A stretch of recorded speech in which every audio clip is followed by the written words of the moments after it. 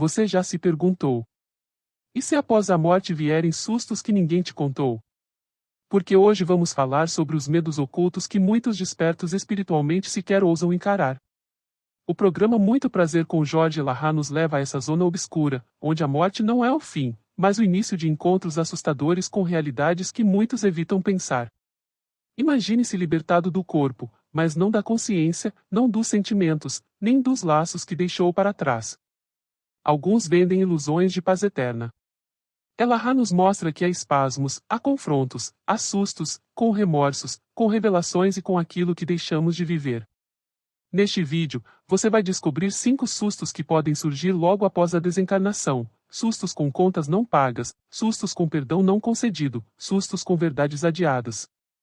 E claro, sustos com o que éramos por dentro, e não o que mostramos por fora. Assista até o final, essa mensagem pode mudar sua maneira de viver. Hoje você não vai simplesmente morrer, vai refletir sobre o que vem depois. Olá, queridos companheiros, muito boa noite, sejam todos muito bem-vindos a mais um dos nossos programas, da nossa live sobre o mundo espiritual, chamado Muito Prazer. Hoje nós iremos tratar de um assunto bastante interessante, que são os 5 sustos que a gente toma quando chega no mundo espiritual. Mas para que a gente possa conversar sobre esses 5 sustos, nós vamos primeiro fazer a nossa prece para que a gente possa começar a nossa reunião de hoje. Vamos orar? Querido Senhor dos nossos corações, agasalha as nossas almas no teu seio e nos permite perceber o teu amor infinito derramado sobre as nossas vidas. Que o nosso momento de estudo de hoje nos ofereça as lições que precisamos para que sejamos capazes de decifrar os enigmas das nossas próprias vidas. Agradecemos-te assim por essa mensagem renovadora e pedimos a ti que nos abençoes, que nos protejas nesse grande propósito de conhecer para empreendermos a verdadeira mudança nas nossas vidas. Obrigado, Senhor, e permanece conosco, hoje e sempre.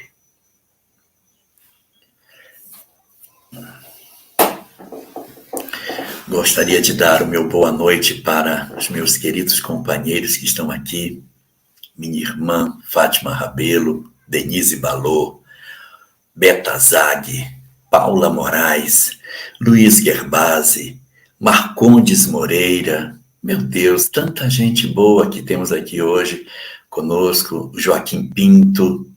Sejamos todos muito bem-vindos nesse nosso momento de estudo de hoje. Consultando a literatura espírita que fala sobre o mundo espiritual e que nos apresenta todo esse universo de saberes, nós nos defrontamos com uma quantidade de conhecimentos impressionante, porque é muito curioso o fato de que a imortalidade da alma é um conceito tão antigo na história da humanidade.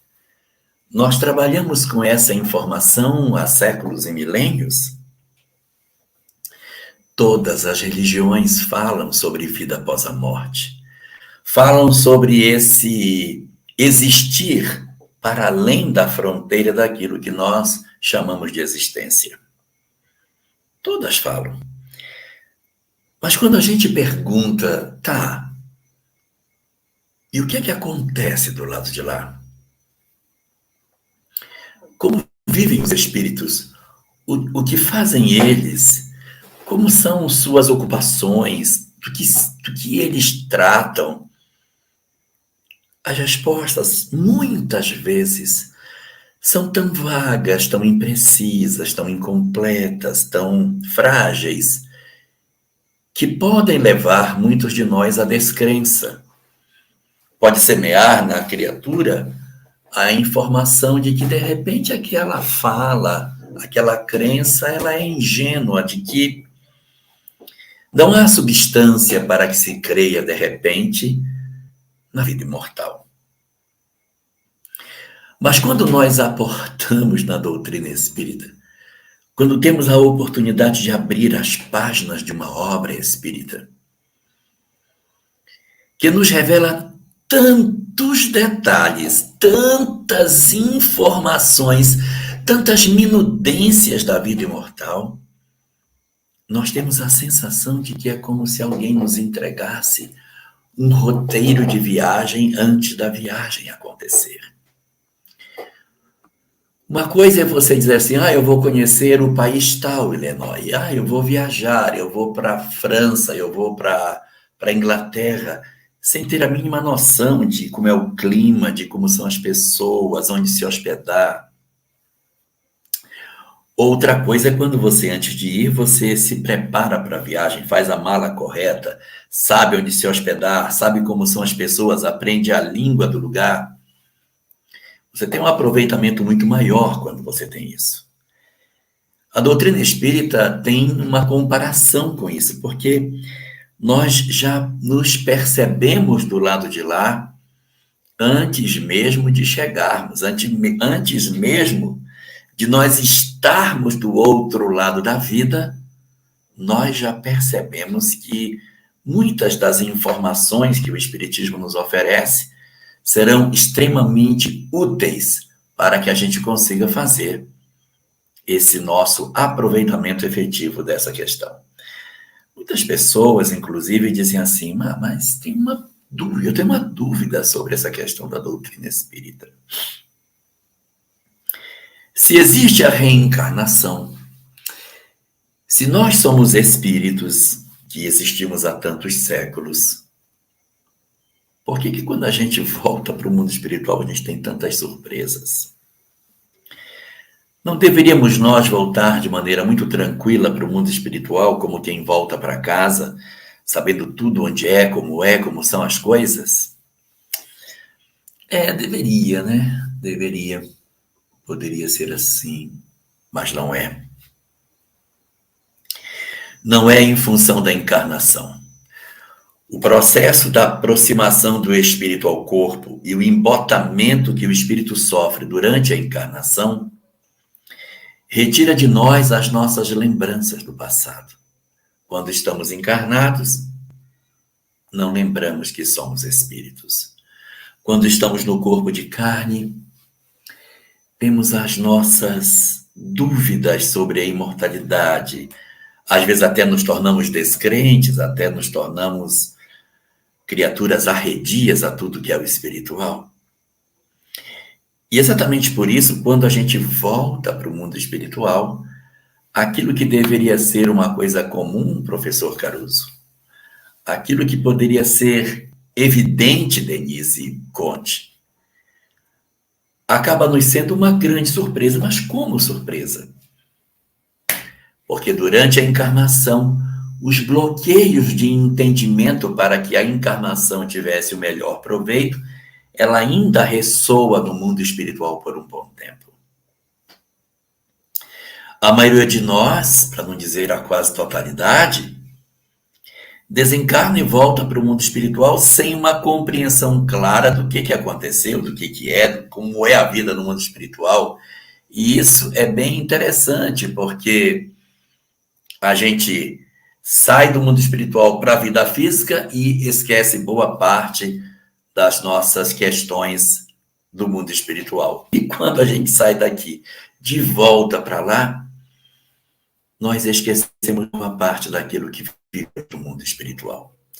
Como é denso o corpo que experimentamos. Como é podador das nossas memórias, as nossas emoções, as nossas lembranças do mundo espiritual. Exatamente por isso, quando as almas chegam ao mundo espiritual, elas se assustam com certas coisas que não deveriam se assustar. Não deveriam. Nós deveríamos chegar no mundo espiritual como quem volta de maneira muito tranquila para casa, Marlene Rosa. Muito tranquila. Chegando e ingressando nessa sociedade que sempre nos pertenceu. Mas a gente pode, analisando a literatura espírita, perceber 5 grandes sustos que o espírito toma, que ocorre conosco quando nós retornamos para o mundo espiritual. Que sustos são esses? Que impactos são esses tão relevantes para as nossas existências? Hoje, a gente vai tratar exatamente disso, dos 5 sustos que os espíritos têm ao retornarem à casa, ao retornarem ao mundo dos espíritos, ao seu mundo primitivo e verdadeiro. O primeiro dos sustos que o espírito toma quando chega no mundo espiritual, o primeiro grande impacto que ele toma, não poderia ser outro. O primeiro é: a vida continua. Isso é muito engraçado, porque nós temos, durante a existência física, uma quantidade enorme de religiões para dizer: gente, existe vida após a morte. As religiões nos falam, os sacerdotes nos lembram, os livros religiosos estão repletos dessa informação. Mas é surpreendente como ela nos assusta quando chegamos lá. Por que isso acontece? Isso acontece porque uma boa parte de nós vive de maneira completamente indiferente às coisas espirituais. Parte de nós não se interessa pelas questões do espírito, porque tem certeza que o mundo espiritual não existe. Uma quantidade significativa de pessoas, e crescendo, infelizmente, considera que a vida espiritual não existe e que o homem é somente corpo. E vive a sua existência humana toda voltada para os aspectos da materialidade da vida. Cultiva apenas os interesses materiais. Cultiva apenas as coisas da matéria. E por essa certeza da descontinuidade da vida, possui uma leitura de mundo completamente oposta àquela que nós deveríamos ter se compreendêssemos que a vida continua. Então, como guardamos em nós uma ilusão de que só somos corpo, só matéria, nós nos rimos de tudo aquilo que nos remete ao que seja espiritual. Debochamos da religião. Ridicularizamos tudo aquilo que diga respeito ao espírito. Afrontamos Deus. Até queremos viver de maneira afrontosa em relação a Ele. Gostamos de desafiá-lo. Então, criamos pensamentos e condutas que são exatamente para provocar na nossa sociedade um processo de indignação com os que creem. Escrevemos livros que tentam desconstruir as verdades espirituais. Trabalhamos conceitos na sociedade que impulsionam as pessoas ao vício.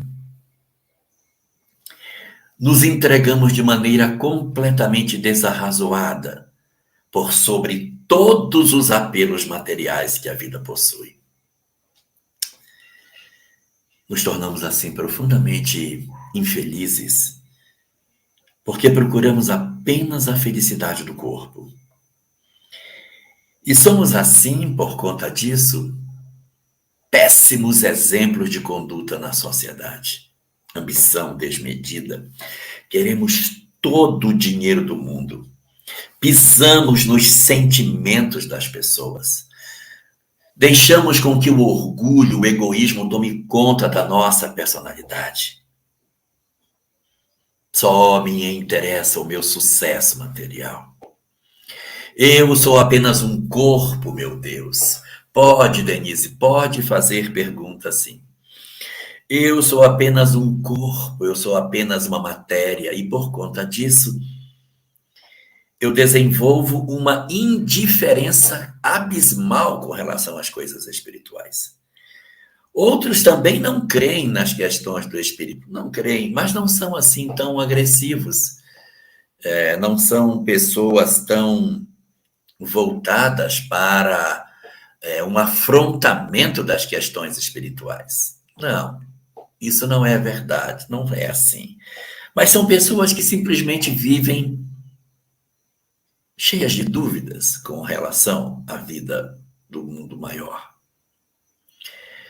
Vivem, de certa maneira, sem grandes arroubos de loucura, mas indiferentes a uma necessidade de mudança, a uma necessidade de sermos melhores. Guardamos mágoa, guardamos ódios, nos vingamos das pessoas. Vivemos uma vida muito centrada nos aspectos materiais, não cultivamos a harmonia no lar. E também nos tornamos profundamente infelizes.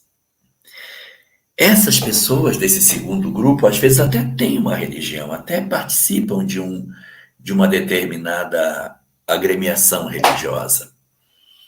Mas eles realmente não têm uma postura como se aquilo fosse algo que tivesse consequência para a sua vida. É apenas um conceito. Sim, então fala que tem vida após a morte, mas isso não me move, isso não me mexe, isso não altera a minha vida, isso não transforma o meu ser. Então, o que acontece? Quando essas pessoas chegam no mundo espiritual de volta, passaram 60, 70, 80, 100 anos negando de maneira absoluta uma realidade espiritual. Outros não é que negaram, mas viveram de maneira completamente alienada com relação a isso. Não quiseram saber, não tiveram interesse de se aproximar disso. E quando, de repente, a morte vem e nos devolve de volta para casa, vem o primeiro grande susto da alma. Meu Deus, o que está acontecendo? O que está acontecendo? O que está acontecendo? Não estou entendendo.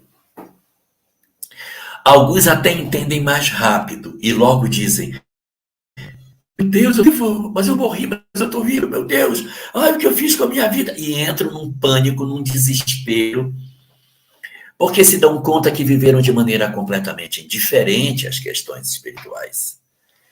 Não se importaram com as coisas que diziam respeito às lições que as religiões nos ofereceram, independente de qual seja. Então, há um grupo que, ao se deparar com isso, entra em pânico, entra em desespero realmente. Não quer sair de casa, não quer abandonar o trabalho, às vezes fica preso na família, querendo resgatar o que fez de errado. É um sofrimento tão grande, Beth Teles, é um sofrimento tão grande que essas criaturas experimentam, porque a religião passou por entre seus dedos, mas eles não conseguiram aproveitar. É um sofrimento enorme. E há aqueles outros que simplesmente nem sabiam que existia vida após a morte. Mataram dentro de si todas as expressões de crença. Esses têm um sentimento diferente, porque eles não conseguem nem entender o que está acontecendo. Eles acham que estão vivos e por isso ficam querendo compreender aquilo que na sua cabeça não tem lógica. E uma das coisas interessantes, e a gente até já conversou sobre isso aqui, esses têm uma tendência enorme de ficar preso no corpo. Por que no corpo? Não é um castigo de Deus. É porque eles não conseguem entender que eles são uma coisa e o corpo é outra. Não, não é possível. Eu não posso estar morto. Eles têm que compreender que, quando encarnados, eles eram como esse objeto. Quando chega na hora da desencarnação, ele deixa o corpo físico e vai para o mundo espiritual. Só que ele não consegue entender que ele é uma coisa diferente do corpo. Então ele acha que, como ele está vivo, ele tem que estar com esse corpo. Esse corpo tem que estar vivo. Então ele quer que o corpo levante. Como o corpo não levanta, ele também não sai. Então você tem duas realidades muito fortes que são consequências do primeiro susto da alma, que é a prisão do espírito. Ou no corpo, ou na crosta. Meu Deus, o que eu fiz? Perdi tempo. Uns presos no corpo. Meu Deus, o que está acontecendo? É um pesadelo. Quero acordar, não consigo. Não posso estar morto. O que aconteceu? Eu não consigo ter recurso psicológico para viver, Camilinha, distante do corpo que eu tenho. Então, é muito confuso. E o espírito, então, continua vinculado ao corpo que ele tem. O segundo grupo daqueles que têm até religião, eles até conseguem entender, não, eu morri, o corpo é uma coisa e eu sou outra. Eles até abandonam esse corpo, eles abandonam. Eles até sabem que eles são algo e que o corpo é outra coisa. Mas o remorso, as culpas, os sentimentos amargos, Maria Eli, carregam esses espíritos para que eles voltem para o cotidiano. Ficam presos na casa, ficam agarrados nos parentes, nas propriedades, desesperados pelo tempo perdido, angustiados pelo fato de que, de repente, suas existências foram como que desperdiçadas. Nós vamos assim perceber que o primeiro grande susto da alma não poderia ser outro. É descobrir que a vida continua. Mas esse é só o primeiro. Tem outros. O segundo grande susto que a gente toma está para aqueles que tiveram uma religião, participaram dessa doutrina, viveram dentro dela, sabiam de repente da vida após a morte, tinham alguma compreensão, vem a hora da morte e nós nos desprendemos do mundo espiritual. E nós queremos ser almas maravilhosas, como se nós fôssemos almas luminosas, que ao nos desprendermos do corpo físico, vamos seguir para o mundo espiritual como se fôssemos espíritos de uma evolução incrível. Mas o que acontece conosco? O segundo grande susto que a gente toma é descobrir que não somos almas evoluídas. A gente pensa que depois da morte vai desencarnar e vai subir para o céu, mas não vai. Tem uma densidade maior do que aquela que a gente pensava que tivesse. A segunda grande descoberta que a gente tem é perceber, TT, que nós não fomos tão bons quanto pensávamos que fôssemos. Ah, quanto de nós desencarnamos com a certeza de que somos bons. E dizemos assim, ai, quando chegar a hora da minha morte, nossa, vai ser uma festa linda, porque eu vou me desembaraçar do meu corpo. Luzes imensas irão acontecer e eu serei conduzido para a companhia dos anjos, para ser celebrada a minha chegada no mundo espiritual, como grande vencedor. Porque eu fiz tudo certo na minha existência. Nunca deixei que ninguém me pisasse. Nunca deixei que ninguém me humilhasse. Nunca deixei. Sempre tive uma grande força para lutar contra todos os meus inimigos. Nunca deixei. Eu defendi as minhas verdades religiosas. Empunhei a espada para defender a mensagem de Jesus. Em nome do Cristo, matei os hereges. Torturei aqueles que pregavam mensagens contrárias à de Jesus. Em casa, fui uma pessoa que nunca admiti que a minha vontade fosse contrariada. Meus filhos são absolutamente obedientes a mim.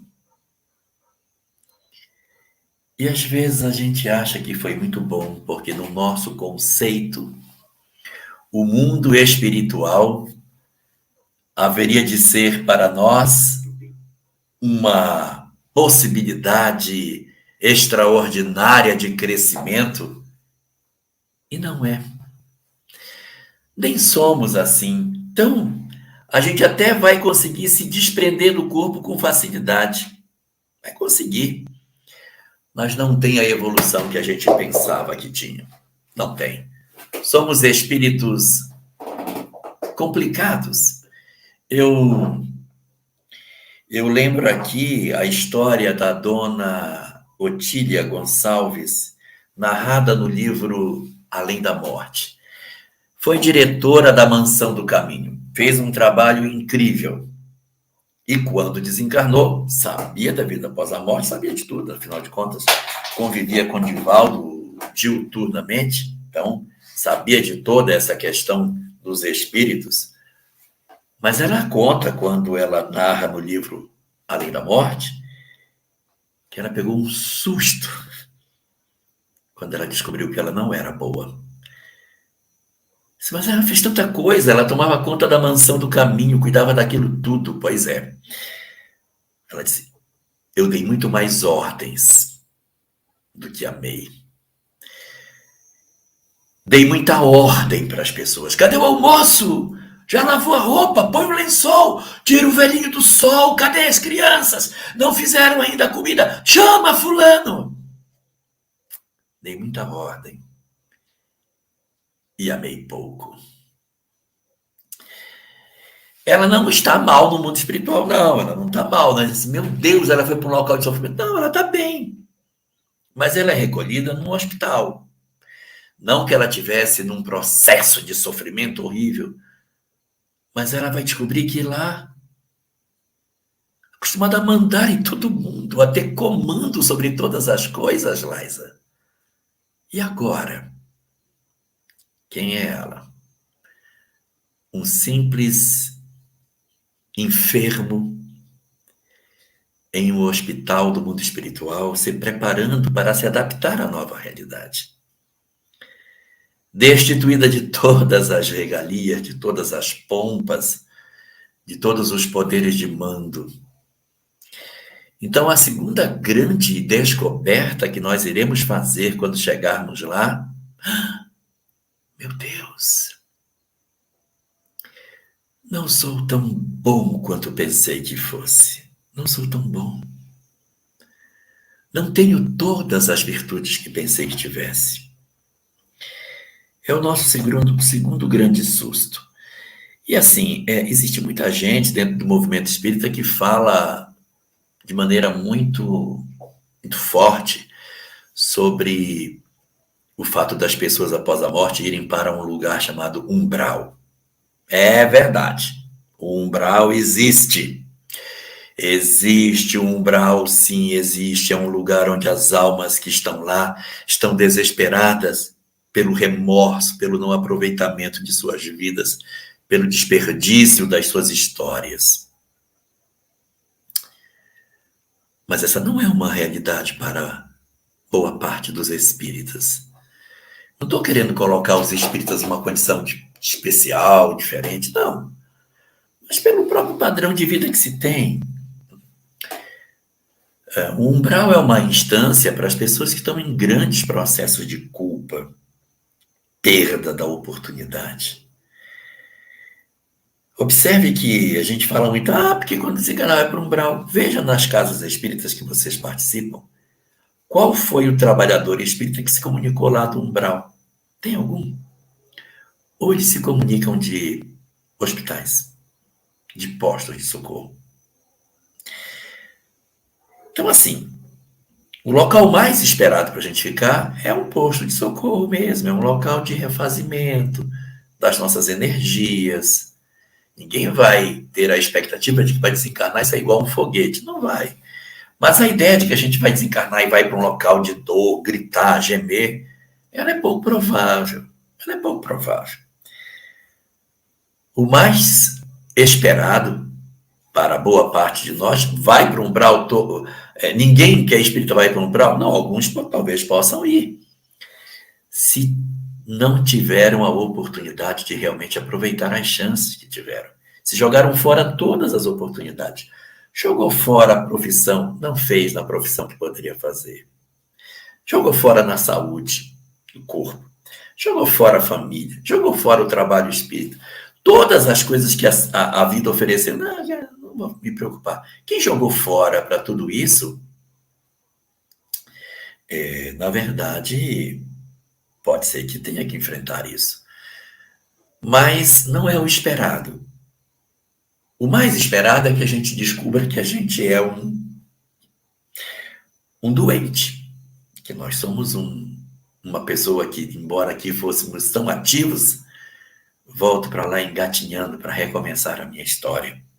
De maneira muito simples, para desenvolver a humildade num ambiente que a gente até esqueceu como é que era. Então, nosso primeiro grande susto, a vida continua. Nosso segundo susto, eu não era tão bom quanto eu pensei que eu fosse. Nem fui essa mãe maravilhosa que eu imaginei. Então, Maria Cruz, esses são os dois grandes sustos da alma. E o terceiro? E o terceiro? Do terceiro falamos até semana passada. O terceiro é a descoberta de que quando chegamos no mundo espiritual, não há julgamentos externos, não há espíritos nos esperando para um tribunal em nome de Deus, para nos julgar, nos sentenciar e nos dar qual é a nossa pena, para onde nós iremos, que castigo iremos receber. Tudo é um processo automático da própria mente.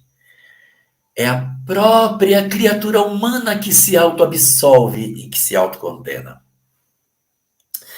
Somos nós que nos direcionamos de maneira automática para as regiões de sofrimento porque sentimos que é lá o nosso lugar. Então, se uma alma vai para o umbral, se um espírito que vai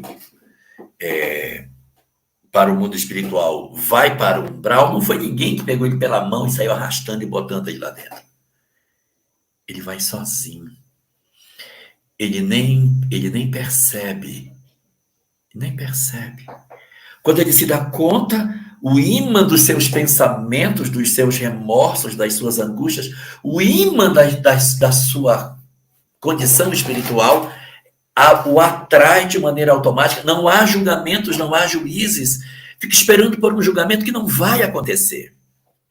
O julgamento acontece dentro da nossa própria consciência. A lei de Deus está dentro de nós. E se a lei de Deus está dentro de nós, o julgamento se estabelece dentro das nossas almas. Dentro de nós. Não existe, para a doutrina espírita, esse momento solene no qual um elenco de espíritos superiores vai sentar e o nosso livro da vida vai ser aberto. E nós iremos ser julgados nos nossos atos. Esse livro até pode ser aberto, mas dentro da nossa cabeça. A gente até pode ser julgado, mas por nós próprios. É a própria criatura humana que faz a sua própria sentença. Isso é bonito porque nos conduz a um assunto que a gente vai tratar na semana que vem. A gente vai estar aqui com a Ana Paula Trigueiro e a gente vai conversar sobre penas eternas. E a gente vai conversar um pouco mais sobre essas emoções, esses sentimentos do mundo espiritual com relação a essas ideias todas. Então, vem a doutrina espírita e nos diz, não, as penas não são eternas. E há algumas pessoas assim, opa, então é rápido que sai. Não quer dizer que seja rápido. Apenas as penas são eternas, significando que as penas, elas elas demoram para terem o seu término, ou não, mas não vai ser eternamente. Só que é uma cela que a fechadura está pelo lado de dentro. Então é você que abre para sair, você que se auto-liberta quando a gente tem essa possibilidade de perceber todas essas transformações que a vida possui. Então, nosso terceiro grande momento, nesse sentido, isso é descobrir que não temos, na verdade, nada, absolutamente nada que espera de julgamentos exteriores para as nossas vidas. O nosso quarto susto que a gente toma quando chega no mundo espiritual é descobrir que não tem outra forma de ser feliz. Só tem uma. Amar. A gente sai daqui com tantas certezas. Não, mas fulano mereceu mesmo. Eu fiz isso porque era o certo. Eu estou correto. Tinha que fazer mesmo, era desse jeito. Porque... E a gente sai com tantas certezas. Quando a gente chega lá, meu Deus, o que é isso? O que eu sonhei como sendo acesso à felicidade está tão distante. E eu vou descobrir que eu não tenho a menor condição de ser feliz enquanto eu quiser viver distante do amor. Não há nenhuma possibilidade na criatura humana.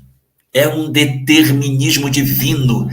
Deus, o soberano Senhor, determinou assim, é a vontade dele. Esse é o desejo do Senhor.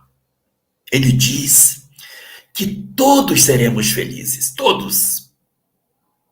Mas há um preço para a felicidade. Porque quando a gente ouve assim, todos, vai ser feliz, então pronto. Como se dissesse assim, todo barco vai chegar, a correnteza vai empurrar e vai chegar lá do outro lado. A própria correnteza do oceano vai empurrar e vai levar você para o outro lado do rio, independente da sua vontade ou não. Então, o que a gente descobre nessa hora? Que não é assim. Nós temos, nas nossas vidas, uma situação bastante interessante, a situação através da qual nós vamos perceber que não tem essa correnteza para nos atravessar automaticamente. Não existe correnteza para levar naturalmente os espíritos para a felicidade. Só vai remando. E é o amor que nos leva para o outro lado. Então, são duas coisas bem interessantes. Todos irão para a felicidade. Oba! Todos irão. Mas só depois que aprenderem a amar. Não tem outro jeito. Foi Deus que criou assim, o universo é dele, a vontade é dele, e é assim que é. Nós podemos nos debater e não querer amar, mas não tem jeito. Meu Deus, eu tenho que amar para ser. Não consigo ser feliz. Haverá um momento no mundo espiritual que nós somos tomados de um vazio tão grande porque a gente quer crescer, mas sem amor não vai. Eu até já entendi que a vida continua. Já entendi que eu não sou tão bom quanto eu era. Já entendi que o julgamento é interior. Eu já aprendi isso. Isso já está claro para mim. Já entendi. Mas eu quero ser feliz sem mudar. Aí não dá. Aí não dá para a gente conseguir fazer, porque eu só posso experimentar a felicidade através do amor. Não tem como. Então eu tenho que me reconciliar com as pessoas, eu tenho que me desembaraçar dos meus nós, eu tenho que voltar pelos mesmos caminhos, eu tenho que pedir desculpa de que eu não pedi, eu tenho que me desfazer dos meus vícios. Se eu não fizer isso, eu não serei feliz. Ah, mas eu não quero. Então não vai ser feliz. Vai ficar marcando passo. Até que chega uma hora que o Espírito diz, eu não suporto mais isso. Eu tenho necessidade de paz. Eu não me suporto mais. Eu preciso me reconciliar. Eu preciso ir atrás das pessoas. Eu preciso resgatar as histórias mal resolvidas que eu tenho. É um determinismo da lei, que a gente pode até retardar. Mas vai chegar um momento em que a gente não vai conseguir mais. No livro Memórias de um Suicida, o personagem central é Camilo Botelho, que se encarnou pelo suicídio. E ao longo do livro, que é grosso, muitos personagens são encontrados na narrativa. Uma boa parte deles são suicidas. Suicidas que agora já estão trabalhando na colônia onde ele estava. Quando chega quase na parte final do livro, você vai descobrindo que todos vão reencarnando, um por um. Os amigos, os colaboradores, um, outro. E ele vai ficando, ele resiste ao máximo querer vir. Ele resiste por 52 anos no mundo espiritual. Não quero voltar, não quero voltar. Só que chega um momento que dentro dele um clamor interior não permite mais que ele se mantenha nessa condição. É um determinismo divino que ele diz, eu não suporto mais a minha condição. Eu preciso imperiosamente voltar. Então, ele sente a necessidade do progresso. E o quarto grande susto que a gente tem é a descoberta de que só o amor abre as portas da felicidade. Que as nossas verdades relativas, elas não são suficientes para nos darem felicidade. Não. Elas podem nos dar satisfação por um tempo, mas haverá um momento em que o constrangimento da lei vai nos conduzir na direção do amor inexoravelmente. E o último dos grandes sustos que a gente toma é como fazer para ganhar o amor. Melhor forma da gente avançar na evolução é fazermos um firme propósito de mudança. E os espíritos no mundo espiritual, eles conseguem avançar. Conseguem. André Luiz fez grandes progressos no mundo espiritual. As obras que ele escreveu são prova disso.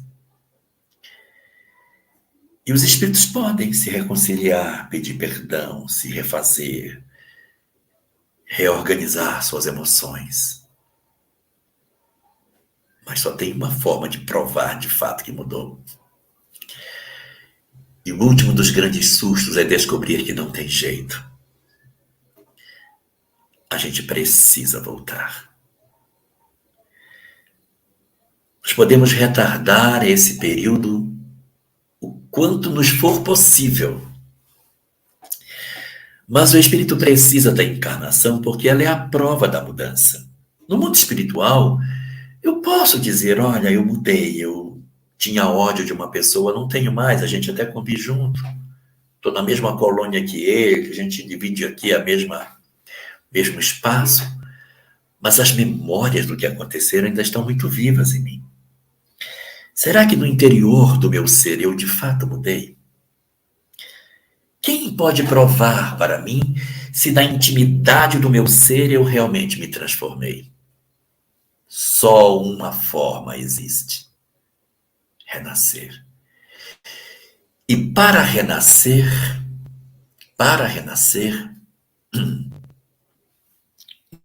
nós precisamos necessariamente de um corpo que abafe todas as lembranças, para que eu prove que, totalmente despido das minhas memórias, eu sou capaz de amar, que o que ficou no fundo do meu ser é verdadeiramente a intimidade do meu eu. Por esse motivo, então, nas nossas vidas, a gente precisa perceber que haverá sempre grandes momentos de aprendizado e de sustos no mundo espiritual. O primeiro deles, Illinois, é a gente descobrir que a vida continua. O susto de saber que tudo continua. O segundo, não era a alma boa que eu pensei que eu fosse. E aí eu ter que fazer um esforço para mudar. O terceiro grande susto, a descoberta de que, na verdade, não existem tribunais espirituais para dar uma sentença, porque o juiz sou eu próprio. O quarto desses sustos, a descoberta do mecanismo da justiça divina, através do qual só o amor abre as portas da felicidade para o homem. E o último é que não existe, mas não existe mesmo ser lei, outro mecanismo mais poderoso para provar que o espírito mudou, senão a própria reencarnação. Se ele ficar lá, precisará de séculos, muitos séculos, para se convencer que de fato aprendeu a perdoar uma pessoa.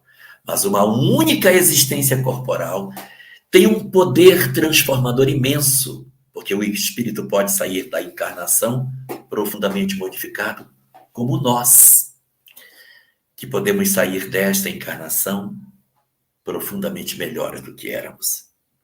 Primeiro, porque saberemos que a vida continua e não teremos o impacto do lado de lá quando chegarmos. Segundo, porque teremos realizado o nosso processo de autoconhecimento.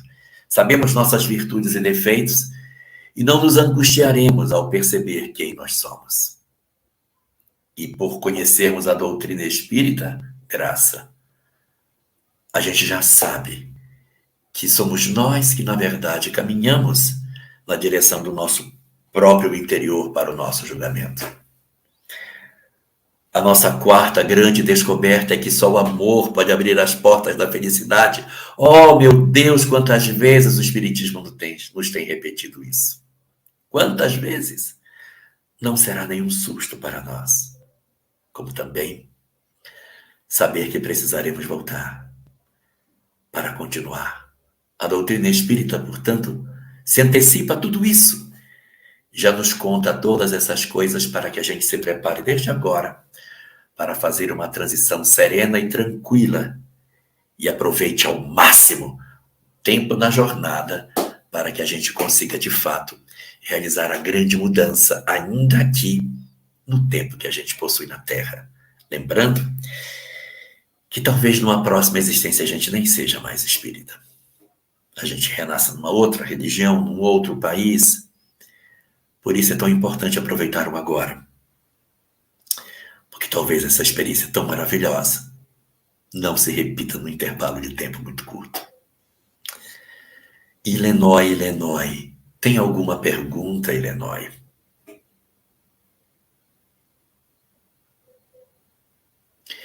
Temos aqui uma primeira pergunta do professor Carvalho. Acredito que muitos espíritos terão essa dificuldade, já que ainda vivem no materialismo e talvez não tenham certeza se acreditam na continuidade da vida, não é mesmo? Professor, se nós tivermos espíritas que têm essa característica, não é o conhecimento espírita que vai salvá-los disso. De forma nenhuma. De forma nenhuma. O rótulo não significa nada, o que importa é o que está dentro da garrafa. Então, se nós somos espíritas e vivemos de maneira como os materialistas vivem, a nossa doutrina é vã, porque nós não temos nada diferente daqueles que não creem no que cremos. Então, se nossa doutrina tem valor, nós temos que ter algo de diferente. Se temos espíritas que vivem no materialismo e que nem acreditam na continuidade da vida, eles são como se não fossem, então para eles não valem as conceituações daquilo que o Espiritismo nos oferece. Cadê a próxima?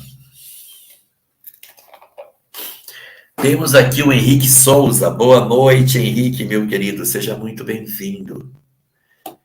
Estando encarnados em mundos de provas e expiações, e na ordem e classe espiritual nas quais nos encontramos, haveria uma espécie de isenção de culpabilidade por sermos tão materialistas e maliciosos?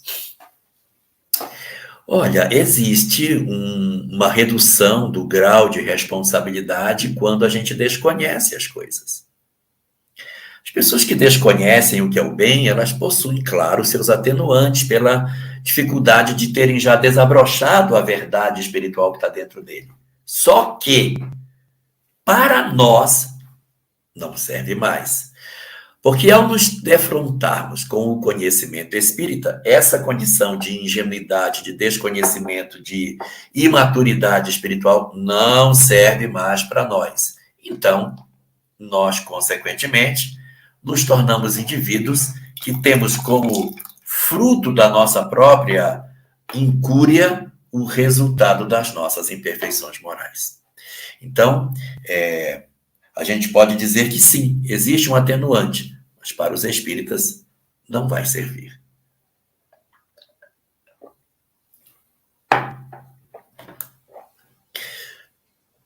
Aqui a Dirana pergunta o seguinte, pergunta ela, morrer e desencarnar são processos diferentes? Isso é uma complicação tão grande, porque no texto de Kardec não tem diferença. Morrer é um termo muito forte que parece que morreu, acabou. Então Kardec cria o termo desencarnar para representar que a morte não é o fim, é apenas um desembaraçar do espírito em relação ao corpo. Então esse é o conceito de Kardec. Só que com o tempo as pessoas foram criando leituras filosóficas em cima disso. Não é uma leitura real. Então as pessoas pensam, não, morrer é uma coisa, desencarnar é outra. Mas a literatura de Kardec não faz distinção disso. O que eu posso dizer a você, Tirana, que seria diferente é desencarnar e desenlaçar. Aí é diferente. Porque desencarnar é o fenômeno biológico da morte. Puf, morreu é a mesma coisa que desencarnar. Mas desenlaçar é outra. Tem gente que desencarna, mas não desenlaça. Continua preso no corpo físico, o espírito fica preso, não sai, tenta sair, não consegue. Por quê? Porque ele mesmo se prendeu nesse corpo, ele não consegue sair. Não foi Deus que prendeu o espírito. Os laços que Deus criou, todos foram desfeitos, mas ele está preso por sua própria vontade. Pela paixão pelo corpo, pelos interesses da posição que ele ocupa, então ele desencarna, mas não desenlaça. Agora, morrer e desencarnar, algumas pessoas até falam que é diferente. Mas se a gente for olhar o texto de Kardec, não. O Kardec reconceitua morte como desencarnação.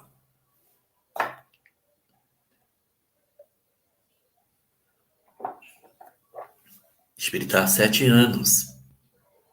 Tenho uma dúvida sobre umbral.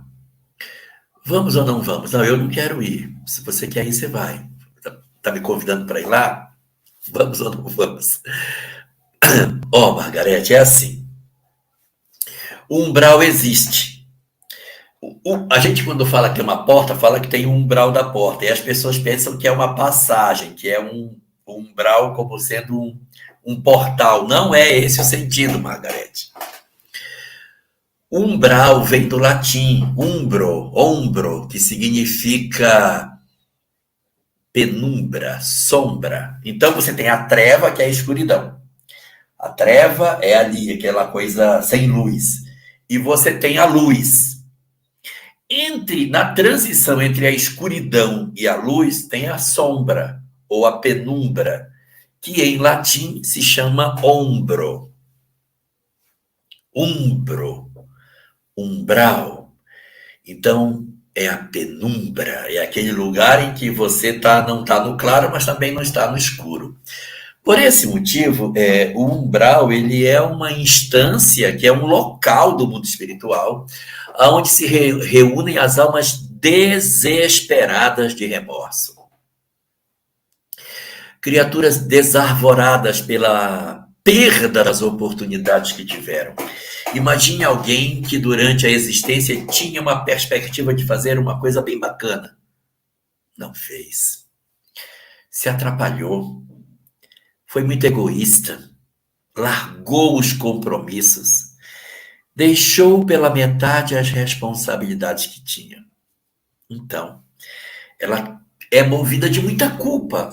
Agora é importante, Margarete, entender que todo mundo vai fazer bobagem durante a vida. Ninguém vai sair daqui dizendo assim, olha, eu fiz tudo que deveria fazer, não errei nada. Não é verdade, não tem. Todos nós sairemos com algumas falhas. Então, se a gente for dizer assim, falhou, vai para o umbral, não é verdade. Quem vai para o umbral são as pessoas que estão alucinadas de culpa. Nem todos nós iremos assim. Aqueles de nós que temos as nossas falhas, as nossas culpas, vai para o hospital, vai ser recolhido, vai ter esses momentos de lamentação, de tristeza. Puxa, não devia ter feito o que eu fiz. Mas isso não toma a alma por inteira. O que acontece conosco é quando a gente... E existe... Eu acho que vocês estão entendendo as situações que eu estou aqui colocando. Imagina que você, vou colocar uma situação, você tinha um cargo de mando, você tinha que ocupar uma posição que você poderia fazer um benefício a muitas pessoas, e você roubou, você enganou, você trapaceou, você se locupletou, você foi responsável pela morte de pessoas. Essa pessoa não pode ficar bem no mundo espiritual. Vai ser consumida por um remorso miserável. Então, quando a gente está tomado de remorso, a gente vai para o umbral, mas não é uma condição que a gente diga assim, porque eu dei meu cachorrinho, tinha um cachorro, e eu dei para uma família, a família tratou mal, o cachorro morreu. Vou para o umbral por conta disso. Não, a gente vai até lamentar. Mas são as questões magnas. Pegue a sua vida e escreva uma biografia dela. Que fui eu. Eu fui isso, assim, assim, assim. Faça uma avaliação geral, não é do pormenor. Eu perdi, tinha um sapato e o meu sapato ficou na chuva e eu perdi, então eu não soube cuidar do meu sapato. Não é isso. São as coisas magnas da existência. Aí dá umbral. Então nem todo mundo necessariamente vai ter que passar por essa instância espiritual, embora na Terra tenha uma quantidade bastante razoável de pessoas que passam por ela. Os criminosos vingadores, que se acham mais vítima do que algozes no plano espiritual, eles não reconhecem seus erros? Não. Se eles reconhecessem, Marlene, não haveria obsessão. O que é um obsessor? Um obsessor é muitas vezes uma vítima profundamente ferida, porque foi atropelada por alguém. Então, quando você tem determinadas criaturas como esses criminosos que são vingadores e que foram vítimas, eles se tornam obsessores. E o lugar deles não é no umbral. O lugar deles é nas trevas. Porque o umbral é o lugar onde se chora remorso. A treva é onde se odeia com toda a força. Então é um local pior ainda do que o próprio umbral. E essas entidades não reconhecem de pronto seus erros. Só que haverá um momento em que elas cairão em si e se transformarão, como todos nós, em função da lei do progresso.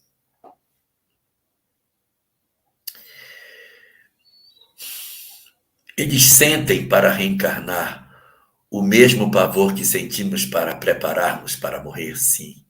Porque eles temem errar, eles temem fracassar. Sim, é semelhante. O medo que se sente para vir é parecido com o medo que a gente sente de voltar.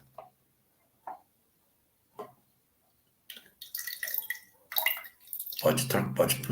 Isso. No umbral está cheio de vitimismo e não de vítimas. Denise, tem muito vitimismo lá dentro, mas tem muito remorso também. Porque, assim, o vitimismo pode gerar esse tipo de coisa pelos dramas que as pessoas fazem, né?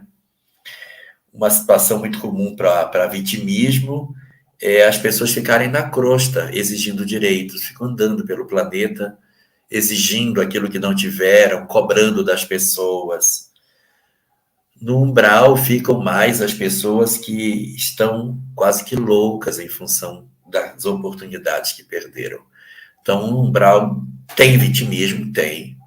Vítimas tem menos, Você pode ter vítimas com ódio e vítimas magoadas nas trevas. No umbral tem mais os que deixaram as oportunidades passar.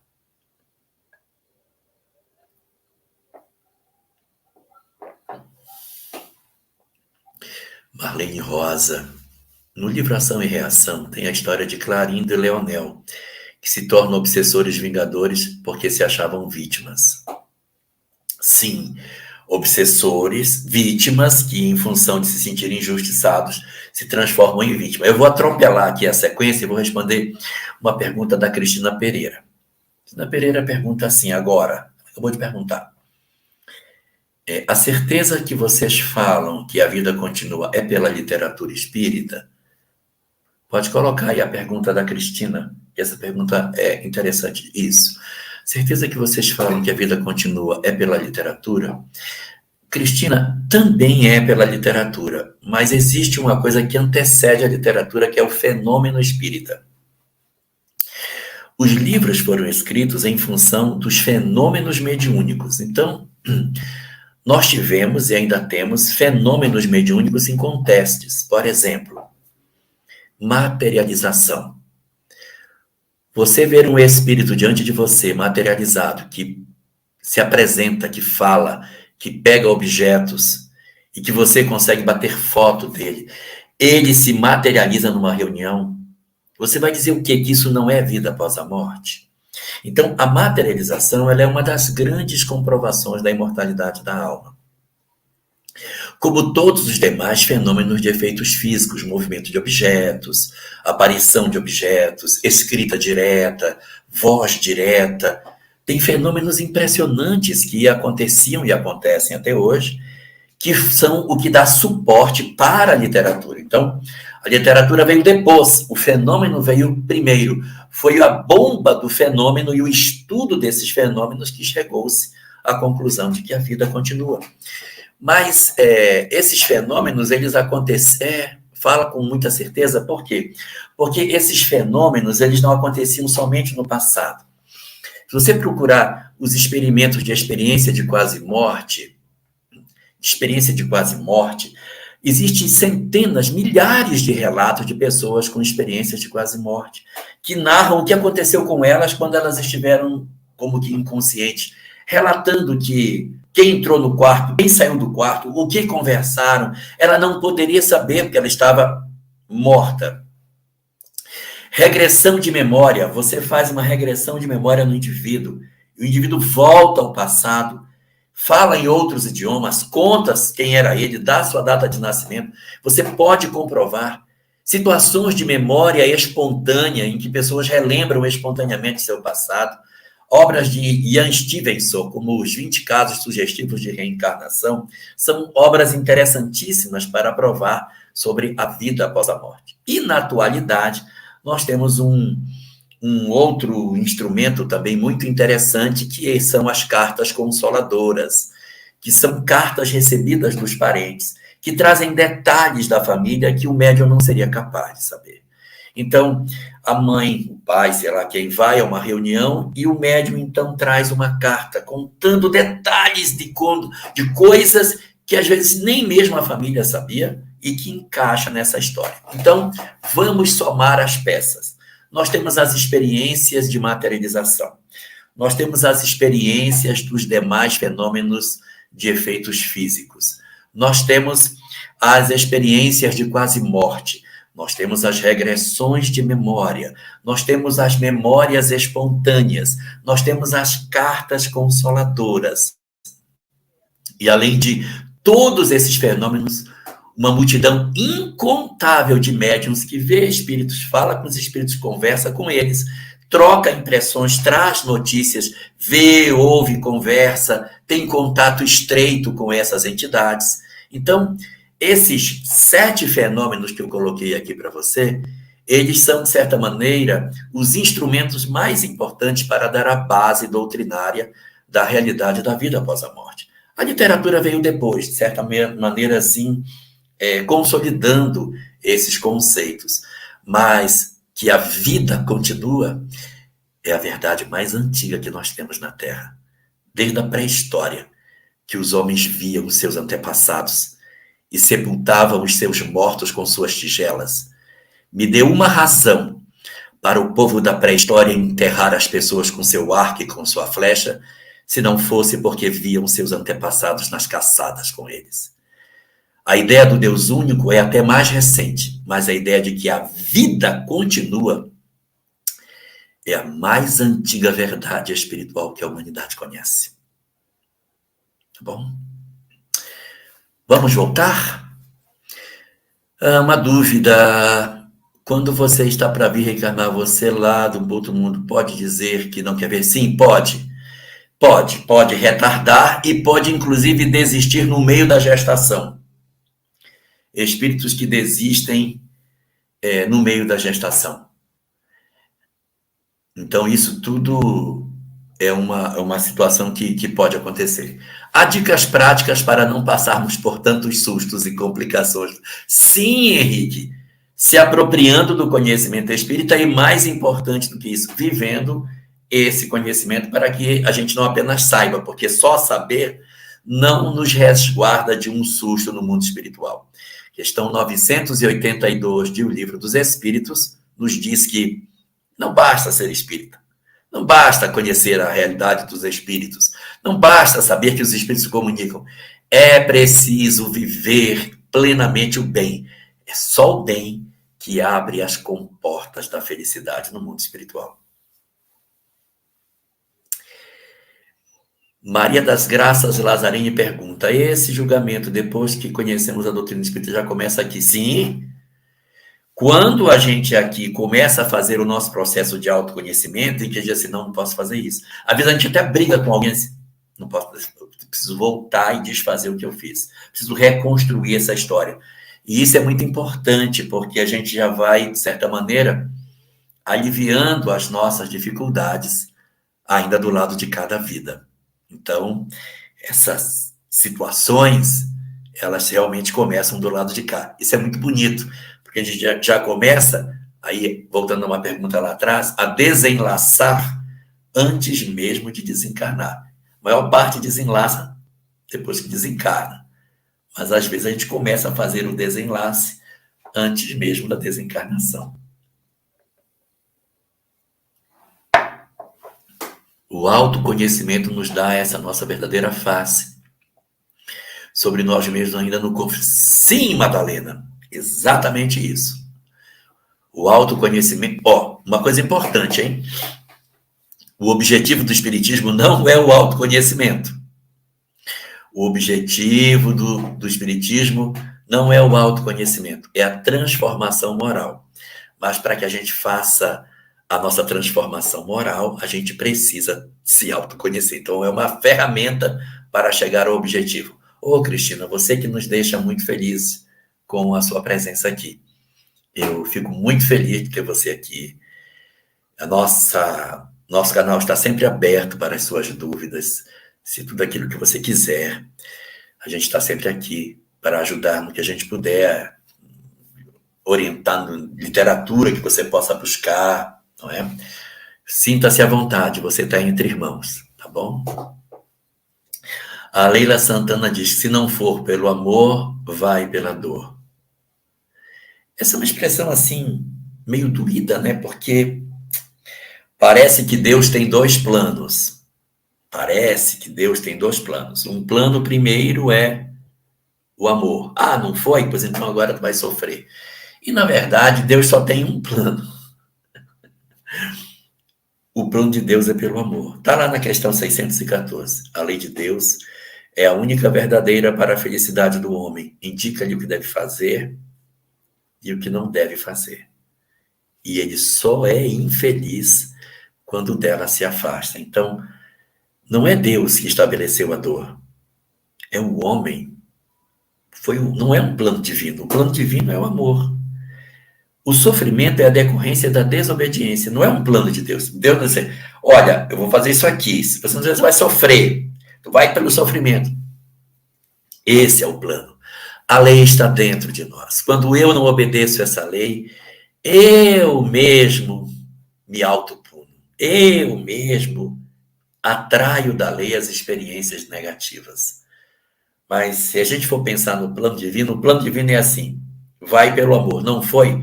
Programa de novo e faz de novo. Não, de novo, programa de novo e faz de novo. Então, vai reprogramando e dá nova oportunidade. Reprograma, faz nova oportunidade. Vai dando novas. Deus não tem a menor pressa. Quem tem que ter pressa somos nós. Vamos para as últimas perguntas, que eu tenho uma outra live.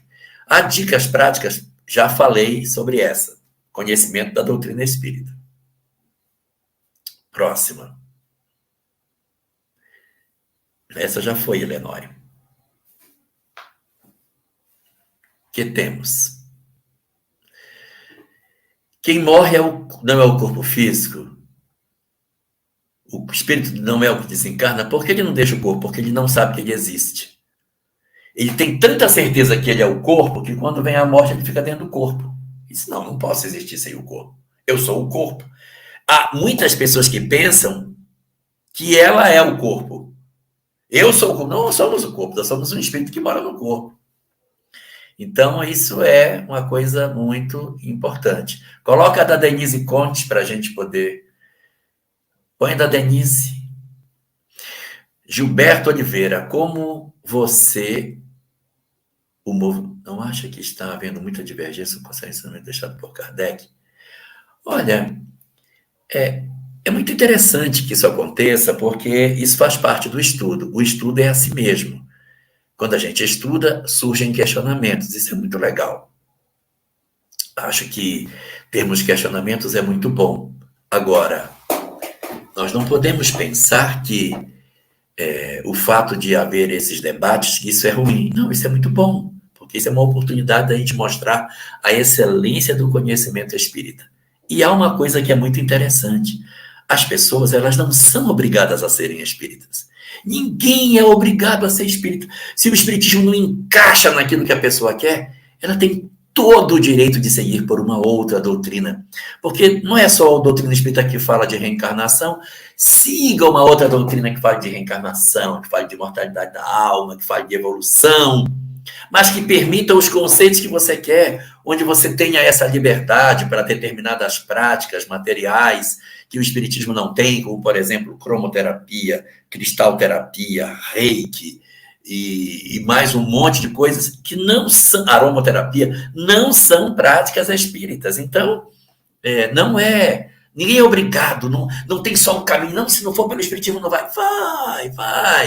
Mas se a gente não se sente à vontade na doutrina, procure o bem e seja profundamente feliz, porque a gente precisa de gente boa em todos os lugares. Não é só aqui que a gente vai encontrar lições extraordinárias para a nossa transformação. Agora, encerramos este corte não com uma promessa de tranquilidade superficial, mas com um convite para a coragem espiritual. Sim, os sustos pós-morte existem, mas também existe a esperança de encarar cada um deles com dignidade, arrependimento, perdão e serviço. A verdadeira vitória não está em evitar sustos, está em atravessá-los. Em abrir seu coração para o que ficou por fazer, por dizer, por amar. Quando o corpo cai, a alma permanece, e sua integridade depende de quem você foi, de como viveu, de quantas vezes escolheu amar acima do ego, reparar o que podia, ver o outro como você gostaria de ser visto. Se algo aqui te mobilizou, não espere pela desencarnação para agir. Traga os sustos à luz, perdoe, peça perdão, faça o bem, abrace suas verdades. Porque aquilo que você semear na vida, sua alma colherá na eternidade.